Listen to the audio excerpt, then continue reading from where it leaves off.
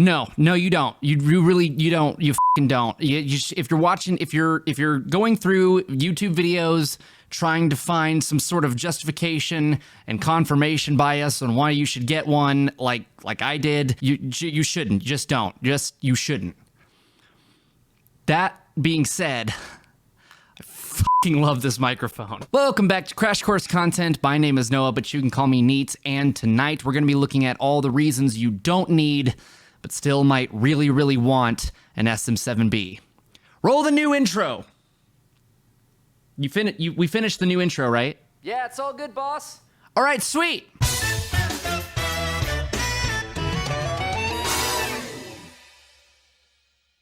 First things first, let's get out of the way all of the negatives. First and foremost, nothing about this mic really justifies the $400 price point. A lot of the competitors, namely like the Rode Pod mic, are gonna be the majority of the quality that you want for a fraction of the price. Rode Pod mic, for example, is only $100. This is especially true if you're using your microphone for Discord calls, Zoom meetings, Twitch streams, anything where there's a low ceiling for quality. It's also true if you don't know much about audio processing, because an expert is going to sound better behind a blue snowball than an amateur will behind an SM7B. Though that shouldn't be a problem for you because you're going to subscribe to this channel, and in return, I'm going to teach you everything you need to know about audio production. Video series coming soon. Second on our list of negatives is, well, actually that's it.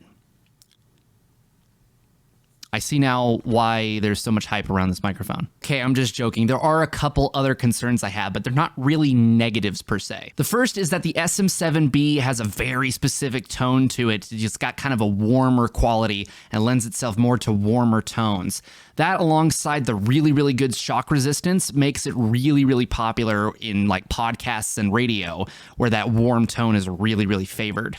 Secondly, this is a dynamic microphone, which, without going too much into the science of microphones, means it's pretty much less sensitive than any microphone you've probably ever used, especially if you're using condenser microphones like the AT2020 or really anything in Blue's lineup. This means that you're going to pick up far less room noise and echo, and you don't have to worry as much about dogs barking or trains whistling or family members creating a hassle. In my case, I no longer have to lock up the clones while I'm filming.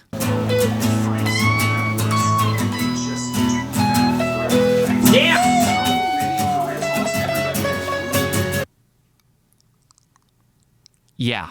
This means, though, that when paired with the very directional nature of the microphone, which means it's pretty much only picking up what's directly in front of it, means you're pretty much only going to use it for recording vocals directly in front of it. I wouldn't use this mic on set where I need the microphone out of frame, and I wouldn't use it to record instruments either. I still use my Bluebird when recording saxophone. I've seen people get away with putting it in front of like a guitar amp, but I can't think of a situation in which I wouldn't want a decent condenser for that too.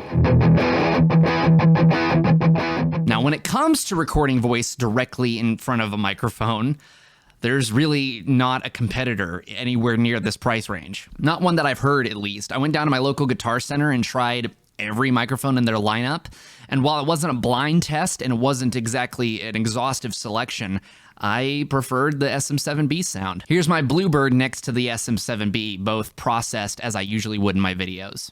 Welcome back to Crash Course Content. My name is Noah, but you can call me Neat. Welcome back to Crash Course Content. My name is Noah, but you can call me Neat. The most notable thing you're buying when you purchase an SM7B that really nobody talks about is confidence. This is world-renowned as the industry standard microphone. You know, in my older music covers, I would give up after a certain point in the mixing and mastering process of my vocals because I felt like I had reached a ceiling for where I could push the recording. But when I'm using an SM7B, when I'm using the equipment that Michael Jackson used to record Thriller, and a bunch of my other favorite artists have used in the past, the only thing keeping me from sounding as good as they do and creating what they can create is my talent and how far I'm able to push myself. For me, it's about eliminating excuses.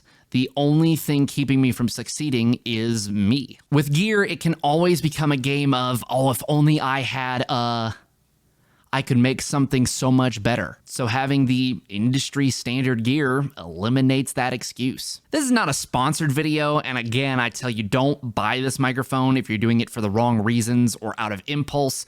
But if you decide to pick it up, you can support the channel by doing so through the affiliate links in the description below, and it's at no extra cost to you. While you're down there, consider hitting the like button if you found this video helpful, and leave a comment talking about your thoughts on the SM7B or whatever your favorite microphone is. Whether you're making TikToks on your iPhone or the next great album on your SM7B, go make some dope-ass content and have a jazzy night.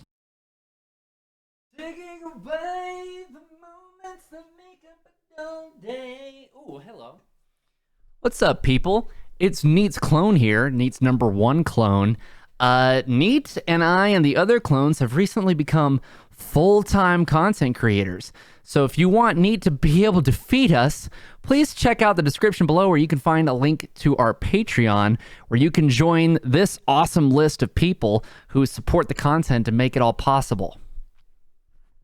Please? He hasn't fed us in weeks.